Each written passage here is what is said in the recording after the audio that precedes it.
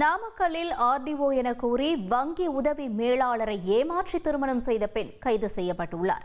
கூடுதல் விவரங்களோடு செய்தியாளர் ஸ்ரீதர் இணைகிறார். கேட்கலாம். ஸ்ரீதர், வணக்கம். இந்த பெண் மீது என்ன நடவடிக்கை எடுக்கப்பட்டிருக்கு? நிலவரம் என்ன?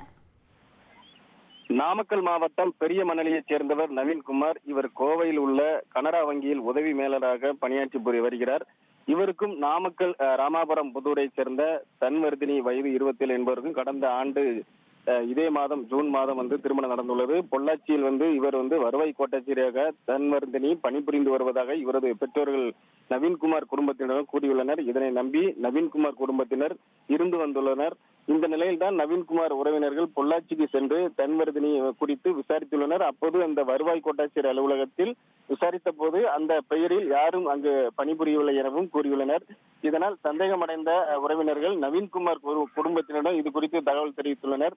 இதனையடுத்து நவீன்குமார் குடும்பத்தினர் தன்வர்தினியிடம் கேட்டபோது தான் சிறப்பு வருவாய் கோட்டாட்சியராக இருப்பதாகவும், இருப்பினும் அந்த நவீன்குமார் குடும்பத்தினர் சந்தேகமடைந்த நிலையில் சென்னைக்கு சென்று விசாரித்துள்ளனர். அப்போது தன்வர்தினி வருவாய் கோட்டாட்சியராக இல்லை என்பது தெரிந்ததை அடுத்து அவர்கள் அதிர்ச்சி அடைந்தனர்.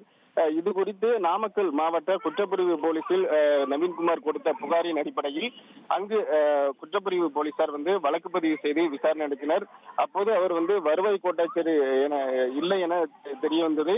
இதனைத் தொடர்ந்து நவீன்குமாரை ஏமாற்றி திருமணம் செய்த தன்வர்தினியை நாமக்கல் குற்றப்பிரிவு போலீசார் கைது செய்து நீதிமன்றத்தில் ஆஜர்படுத்தி சேலம் மத்திய சிறையில் அடைத்துள்ளனர். தகவல்களுக்கு நன்றி ஸ்ரீதர். ட்ரெண்ட் ஆக்கிக்கோங்க. 2.5 கோடிக்கும் அதிகமான தந்தி டிவியின் சப்ஸ்கிரைபர்ஸ் அண்ட் ஃபாலோவர்ஸ் குடும்பத்துல நீங்களும் இணையுங்க.